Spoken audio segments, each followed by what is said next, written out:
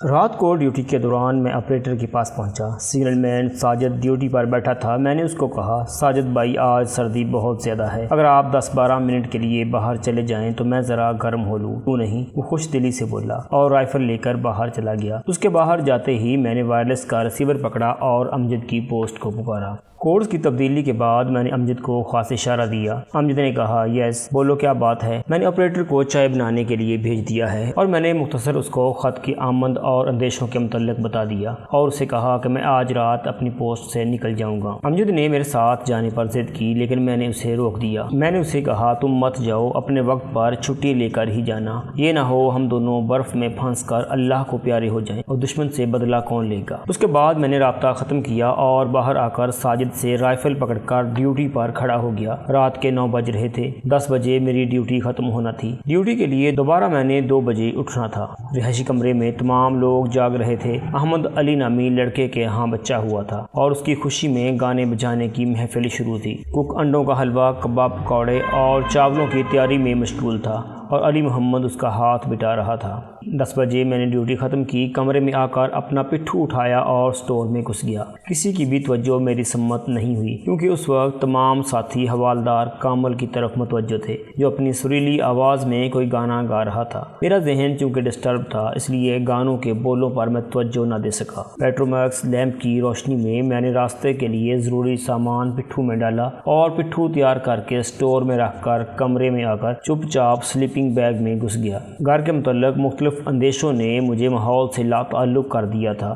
میں نامعلوم اور کتنی دیر اس طرح سوچوں میں گم رہتا کہ اچانک کسی نے سلیپنگ بیگ میرے اوپر سے کھینچا۔ سو گئے کیا؟ مجھے خوش دل خان کی آواز سنائی دی۔ طبیعت تو ٹھیک ہے؟ ہاں یار، بس سر میں درد ہے۔ کھانا تیار ہو رہا ہے۔ کھانا تیار ہے، کھا کر سو جانا۔ وہ میرا سر سہلاتا ہوا بولا۔ ہاں چلو۔ میں اٹھ گیا۔ مجھے بھوک بالکل ہی نہیں تھی لیکن راستے کی مشقتوں اور صعوبتوں کو مد نظر رکھتے ہوئے کچھ نہ کچھ کھانا میں نے ضروری سمجھا۔ کھانا کھا کر تمام لوگ ایک مرتبہ پھر تاش کی بازی جما کر بیٹھ گئے۔ میں سنتری کی بدلی کے لیے تیار ہونے لگا تاکہ وہ کھانا کھا لے۔ عمر جان تم آرام کرو، میں چلا جاتا ہوں۔ خوش دل خان نے مجھے تیار ہوتا دیکھ کر آرام کرنے کا مشورہ دیا تھا لیکن مجھے نیند نہیں آ رہی کہہ کر باہر نکل آیا۔ سنتری کے کمرے میں داخل ہوتے ہی رائفل دیوار کے ساتھ کھڑی کر کے سٹور میں گھس گیا۔ سنتری کے کھانا کھانے سے پہلے مجھے نکل جانا تھا۔ مجھے پتا تھا کہ واپسی پر سنتری نے رائفل اٹھا کر اپنی ڈیوٹی دینی شروع کر دینی ہے کیونکہ اس سے پہلے بھی کئی دفعہ ایسا ہوا تھا کہ بدلی کرنے والا آدمی رائفل دیوار کے ساتھ کھڑی کر کے دائیں بائیں ہو گیا ہو۔ فرنٹ والا سنتری البتہ اپنی جگہ سے اس وقت تک نہیں ہلتا تھا جب تک اس کی بدلی نہ آ جاتی۔ پٹھو اٹھا کر میں پوسٹ کی مغربی سمت موجود نالے کی طرف بڑھ گیا۔ برف ابھی تک کچی تھی یعنی اس میں پاؤں دھنس رہے تھے ورنہ نالے میں اترنے کے لیے چند منٹ ہی لگتے۔ جنوری فروری میں جب برف سخت ہو جاتی تو اترائی میں چلنے کی بجائے پھسل کر جانا پڑتا اور گھنٹوں کے فاصلے منٹوں میں طے ہوتے۔ میرا اور امجد کا اس علاقے میں بہت کم وقت گزرا تھا لیکن اس کے باوجود ہم برفانی علاقے میں رہنے کے طریقہ کار سے اچھی طرح واقف تھے اور اس کی وجہ کمانڈو سروس کے دوران کیے جانے والا وہ کورس تھا جو ہم دونوں نے رٹو اسکول میں کیا تھا۔ ٹاپ 3 سے بیس پر جانے کے لیے عموماً شمالی جانب کا راستہ اختیار کیا جاتا۔ مغربی سمت میں اتر کر بھی میں نے شمالی نالے میں ہی سفر کرنا تھا لیکن اس طرف بیس راستے میں نہ آتا اور میں اپنے سنتریوں سے بچ کر نکل سکتا تھا۔ گپ اندھیرا تھا اور راستہ نظر نہیں آ رہا تھا۔ دھند کی وجہ سے میں ستاروں کو بھی اپنے گائیڈ کے طور پر استعمال نہیں کر سکتا تھا۔ نالے میں اترتے ہی مجھے پون گھنٹہ لگ گیا۔ ٹارچ چلائے بغیر میں اندازے سے شمال کی جانب نالے میں بڑھ گیا۔ تازہ پڑی برف کی وجہ سے میں رینگنے کی رفتار سے حرکت کر رہا تھا۔ اس علاقے میں سرحد کی تقسیم بڑے عجیب انداز میں ہوئی ہے۔ اس جگہ بھی دونوں ملکوں کی آرمی کو پوسٹ کے لیے جگہ ملی وہیں پوسٹ بنا دی گئی۔ اس لیے کئی جگہیں تو ایسی ہیں کہ ہماری پوسٹیں دشمن کے علاقے میں گہرائی تک چلی گئی ہیں اور کہیں وہ دور تک ہمارے علاقے میں گھس آئے ہیں۔ ایک دوسرے پر فائر کھولے رکھنا روزانہ کا معمول تھا۔ پوسٹ پر کسی نے ہاتھ سے ارد گرد کے علاقے کا نقشہ بنا کر رکھ چھوڑا تھا۔ اس نقشے سے بھی مجھے اس علاقے کو سمجھنے میں کافی مدد ملی تھی۔ اگر میں مسلسل 3 دن چلتا رہتا تو روڈ تک پہنچ سکتا تھا جہاں سے مجھے اسکردوں کے لیے گاڑی مل جاتی۔ برف کو نرم تھی لیکن میرے ارادوں کو متزلزل کرنے میں ناکام رہی۔ کچھ دور آنے کے بعد راستہ نیچے کی طرف اترنا شروع ہو گیا اور میری رفتار بڑھ گئی۔ ٹاپ 3 سے ہموار نظر آنے والا نالا اب ڈھلان کی طرح محسوس ہو رہا تھا۔ میں چلتے چلتے گاؤں کے خیالوں میں کھو گیا۔ گھر والوں کے بارے میں سوچ کر راستے کی دشواری کا احساس مٹ گیا تھا۔ تھا۔ ابو جان، چچا جان اور بھائیوں کی شکلیں میرے دماغ میں گھوم رہی تھیں، نہ جانے ان میں کون مجھے واپسی پر نہ ملتا۔ راستے میں ایک دو موڑ آئے لیکن میں نے مغربی سمت ہی اختیار کی۔ پوسٹ پر اب تک میرے بھاگنے کا پتہ چل گیا ہوگا۔ میرے ذہن میں سوچ ابھری اور تصدیق کے لیے میں نے اپنی گھڑی کے چمکتے ڈائل پر نظر دوڑائی۔ سوئیاں 2:30 بجنے کا اعلان کر رہی تھیں۔ مجھے چلتے ہوئے قریباً 3 گھنٹے ہونے کو تھے۔ چند لمحوں کے لیے رک کر میں نے سانس درست کیا اور پٹھو سے واٹر بوتل نکال کر 1-2 گھونٹ پیا اور دوبارہ چل پڑا۔ میرا ارادہ تھا کہ صبح روشنی ہونے کے بعد اگر موقع ملے تو تھوڑی دیر آرام کروں ورنہ چلتا رہوں۔ 2-3 دنوں کا راشن میرے پٹھو میں تھا۔ صبح آہستہ آہستہ طلوع ہونے لگی لیکن دھند کی وجہ سے ارد گرد کے منظر صاف نظر نہیں آ رہے تھے۔ تھوڑی دیر رک کر میں نے ہلکا پھلکا ناشتہ کیا اور ایک مرتبہ پھر ناک کی سیدھ میں چلنا شروع کر دیا۔ 11 بجے کے قریب دھند چھٹنا شروع ہوئی۔ میں نے اپنے چاروں طرف نظر دوڑائی تاکہ بیٹھنے کے لیے کوئی آڑ تلاش کروں۔ اس علاقے میں کسی بھی جگہ 10-15 منٹ سے زیادہ بیٹھنا مشکل ہو جاتا، اس لیے میں اپنے پٹھو میں برفانی علاقے کا مخصوص گرم لباس لانا نہ بھولا تھا۔ ایک کھو جیسی جگہ دیکھ کر میں نے پٹھو اتارا، اس میں گرم جیکٹ اور پاجامہ نکال کر پارکے کے اوپر ہی پہن لیا۔ پٹھو بطور تکیہ سر کے نیچے رکھ کر میں برف پر ہی لمبا لیٹ گیا۔ مسلسل چلنے کی وجہ سے میں تھکن محسوس کر رہا تھا۔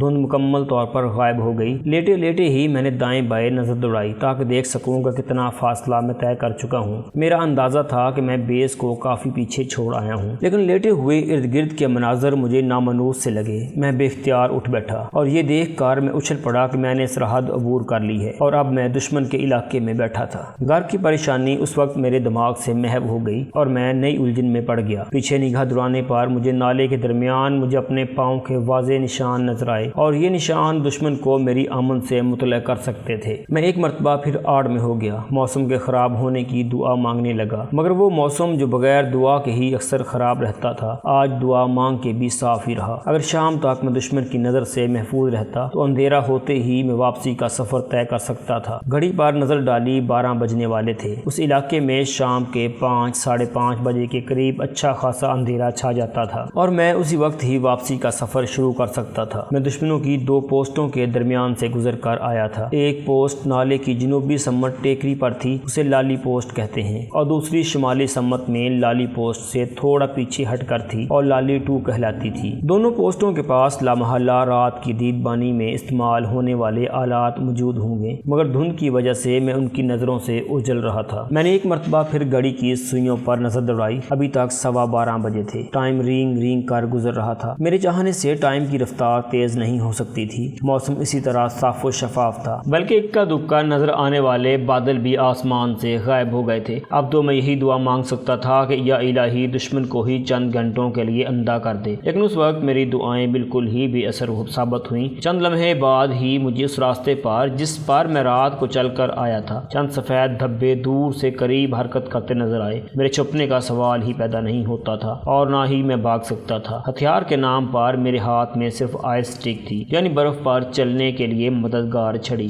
SMG یا رائفل کے مقابلے میں یہ ایسے ہی تھی جیسے ہاتھی کے مقابلے میں چیونٹی۔ دشمن اگر خالی ہاتھ ہوتے تو ان سے لڑ کر بھاگنے کے چانسز موجود تھے، مگر سوال یہ تھا کہ میں بھاگ کر کہاں جاتا۔ میرے پاؤں کے نشان دشمن کو کھینچ کر میری طرف لا رہے تھے۔ ایک خیال کے تحت میں نے جلدی اپنے پٹھو کی تلاشی لی، لیکن اس میں ایسی کوئی چیز موجود نہیں تھی جس سے دشمن میرے ملک کے خلاف کوئی فائدہ اٹھا سکتا۔ میری جیب کے اندر میرے ہاتھ کا بنا ہوا نقشہ اور گھر سے آنے والے دونوں خط موجود تھے۔ نقشہ اور کمانڈو ایڈریس والے خط کا لفافہ میں نے پرزے کر دیا اور دانتوں سے چبا کر برف میں پھینک دیا، کیونکہ میں نہیں چاہتا تھا کہ دشمن کو میرے کمانڈو ہونے کا پتہ چلے۔ آنے والے جلد ہی میرے قریب پہنچ گئے۔ ان کی تعداد 5 تھی۔ تمام نے ہاتھ میں SMG گنیں پکڑی ہوئی تھیں۔ انڈیا کی فوج میں عام طور پر جرمنی کی بنی ہوئی رائفل استعمال ہوتی ہے جسے G2 کہتے ہیں۔ اس کا اصل نام G1 ہے، لیکن انڈیا نے اس کے اندر تھوڑی بہت تبدیلی کر کے اسے G2 کا نام دے دیا، اور پاکستان آرمی میں بھی یہی رائفل تھوڑی بہت تبدیلی کے ساتھ G3 کے نام سے استعمال ہو رہی ہے۔ یہ رائفل قریب و دور ہر قسم کی لڑائی میں استعمال ہوتی ہے، لیکن اس کی سب سے بڑی خامی یہی ہے کہ برفیلے علاقے میں یہ اپنا کام چھوڑ دیتی ہے اور جام ہو جاتی ہے۔ اس لیے اس علاقے میں دونوں ملکوں کی افواج چائنا یا روس کی بنی ہوئی SMG استعمال کرتی ہیں۔ اس وقت بھی آنے والوں نے یہی گنیں پکڑی ہوئی تھیں۔ ان کے خوفناک دھانوں کا رخ سامنے کی جانب تھا۔ ان کے ساتھ مزاحمت کرنا لا حاصل تھا، اس لیے ان کے نزدیک پہنچنے سے پہلے پہلے میں دونوں ہاتھ اٹھائے ان کے سامنے پہنچ گیا۔ تمام مجھ سے 50-60 گز دور رک گئے۔ اسی طرح ہاتھ اٹھائے ادھر آ جاؤ، ان میں سے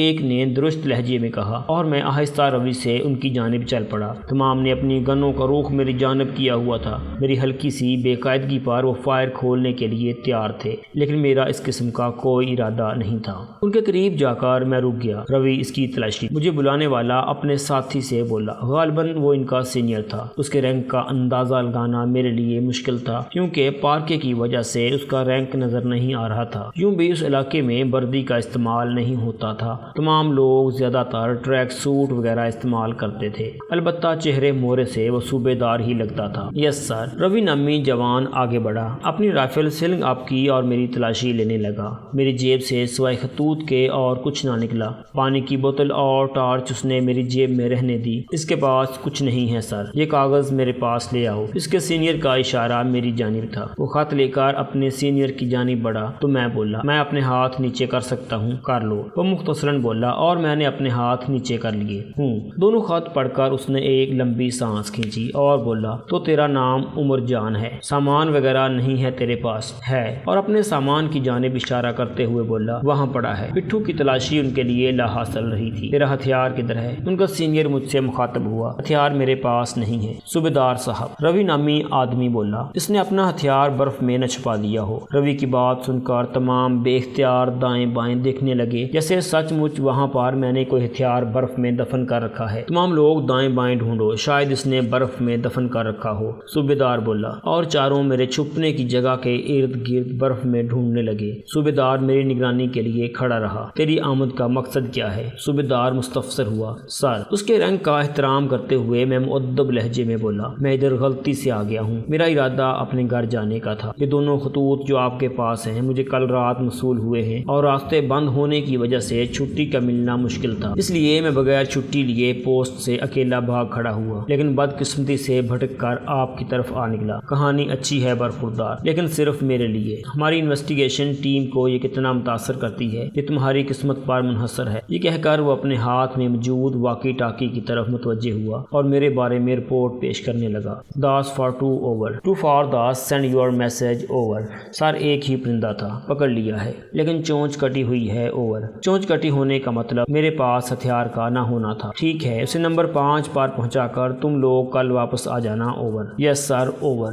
دوسری جانب لازماً کوئی افسر تھا، اس لیے صوبیدار اس کو سر کہہ کر مخاطب کر رہا تھا۔ اوور اینڈ آل کہہ کر دوسری جانب سے رابطہ منقطع ہو گیا۔ چاروں آدمی اپنی تلاش میں ناکام ہو کر ایک مرتبہ پھر ہمارے نزدیک آ موجود ہوئے۔ چلو بھائی عمر صاحب، صوبیدار داس طنزیہ لہجے میں بولا، تیرے چھٹی جانے کے شوق نے ہمیں بھی خوار کر دیا ہے۔ اس کو کہاں لے جانا ہے سر؟ وہ آدمی جو میری رائفل کی تلاش میں کافی دور تک نکل گیا تھا اور وائرلیس سیٹ سے دیے گئے آرڈر کو نہیں سن سکا تھا، مستفسر ہوا۔ حالانکہ اگر اس میں ذرا بھر بھی عقل ہوتی تو وہ اسی جگہ تک تلاش کرتا جس جگہ تک میرے پاؤں کے نشان بنے ہوئے تھے۔ اسے گجران پر پہنچا کے واپس آنا ہے۔ صوبیدار داس کی بجائے روی بولا، اس کا مطلب ہے واپسی کل ہی ہوگی۔ پہلا آدمی سر ہلاتے ہوئے بولا، اپنا پٹھو اٹھاؤ اور لکشمن کے پیچھے چلو۔ صوبیدار داس مجھ سے مخاطب ہوا اور میں اپنے پٹھو کی جانب بڑھ گیا، جبکہ لکشمن نامی شخص گجران پوسٹ کے راستے پر چل پڑا۔ میں اس کے پیچھے ہو گیا اور باقی تمام میرے پیچھے سنگل لائن میں چل پڑے۔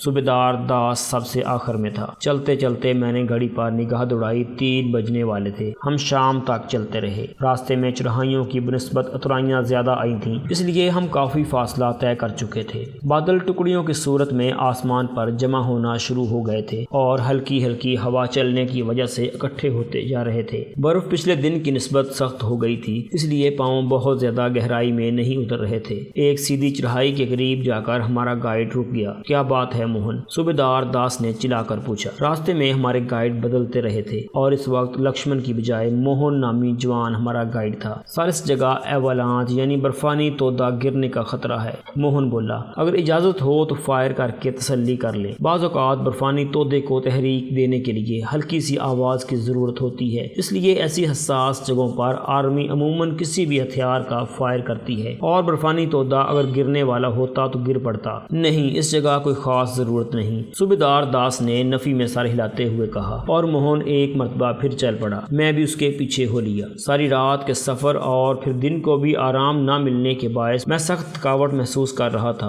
اور میرا دل چاہ رہا تھا کہ آرام کیا جائے، لیکن دشمن کے سامنے میں اس قسم کی کوئی کمزوری ظاہر نہیں کرنا چاہتا تھا۔ برفانی تودے کے متعلق سن کر میری آنکھیں اس ملگجے اندھیرے میں چاروں طرف گھوم رہی تھیں جہاں برفانی تودا گرنے کی صورت میں بچا جا سکتا۔ تمام لوگ خاموشی سے چڑھائی چڑھ رہے تھے، حالانکہ راستے میں ان کے منہ کسی بھی جگہ بند نہیں ہوئے تھے، اور وہ سارے راستے مجھے کوسنے کے ساتھ ساتھ پاکستان آرمی کا بھی مذاق اڑاتے رہے تھے۔ مذاق اڑانے میں لکشمن نامی آدمی پیش رہا تھا۔ پاک آرمی کے متعلق سینکڑوں لطائف اور بے سروپا باتیں اسے ازبر تھیں جنہیں وہ سارے راستے منہ سے اگلتا رہا تھا، جبکہ میری کوشش یہ تھی کہ دائیں بائیں کے مناظر دیکھنے میں مشغول رہوں اور ان کی باتوں کو نہ سنوں، لیکن یہ سماعت بڑی ظالم ہوتی ہے اور ایسی باتیں جو آپ نہیں سننا چاہتے ان کو سنانے میں کوشاں رہتی ہے۔ چڑھائی کافی مشکل تھی، اس لیے ہماری رفتار بہت سست ہو گئی تھی۔ ان تمام کی باتوں سے مجھے اندازہ ہوا تھا کہ اس چڑھائی کے بعد گجران تک کوئی قابل ذکر چڑھائی نہیں تھی۔ ہم اس چڑھائی کے درمیان ہی پہنچ پائے تھے کہ اچانک ایک تیز گڑگڑاہٹ سنائی دی۔ یہ آواز میرے کانوں کے لیے نامانوس نہیں تھی۔ ٹاپ 3 پر رہتے ہوئے میں نے یہ آواز کئی مرتبہ سنی تھی اور یہ بلا شبہ اس آفت کی آواز تھی جسے برفانی تودا کہتے ہیں۔ اس کی حرکت آفرینی سے صرف وہی لوگ واقف ہوں گے جن کو برفانی علاقے میں رہنے کا اتفاق ہوا ہو۔ اس میں پھنسنا 99% موت تھی۔